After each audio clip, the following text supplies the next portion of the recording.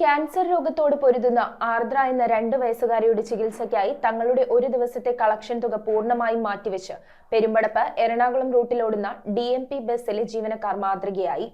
Bus ഉടമ Naseer നെച്ചുവിന്റെയും manager നിക്സണിന്റെയും നേതൃത്വത്തിൽ നടത്തിയ ഈ കാരുണ്യയാത്ര സമൂഹത്തിന് വലിയൊരു സന്ദേശമാണ് പകർന്നു നൽകിയത്.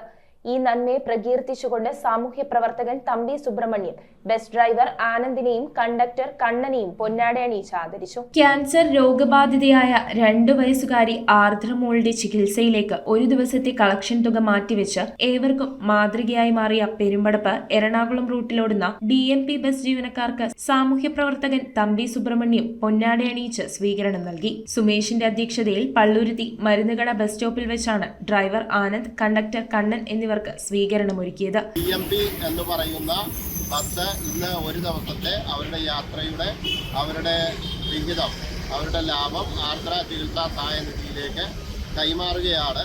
അതിനുവേണ്ടി മാതൃകാപരമായ ഒരു പ്രവർത്തനം. നമുക്കറിയാം, പലപ്പോഴും ബസ് അപകടങ്ങളെക്കുറിച്ചും മരണങ്ങളെക്കുറിച്ചും ഒക്കെ ചർച്ച ചെയ്യുമ്പോൾ മാനുഷിക മുഖമുള്ള നല്ല പ്രവർത്തനങ്ങൾക്ക് കൂടി ബസിൻ്റെ തൊഴിലാളികളും മുതലാളിമാരും നേതൃത്വം കൊടുക്കുമ്പോൾ നമ്മുടെ ഈ ചികിത്സാ കമ്മിറ്റിയിലേക്ക് അവരുടെ ഇന്നത്തെ ഒരു ദിവസത്തെ വരുമാനം മാറ്റിവെച്ചുകൊണ്ട് മുന്നോട്ട് പോകുന്ന ബസ് ഉടമ നസീർ നെച്ചു, മാനേജർ നിക്സൺ എന്നിവരാണ് കാരുണ്യയാത്രയ്ക്ക് നേതൃത്വം നൽകിയത്. News bureau, Kochi. In every curious question, we see a scientist. In every step they take, we see a champion. We don't just care for children. We nurture who they are becoming. Sanford Preschool, where learning begins.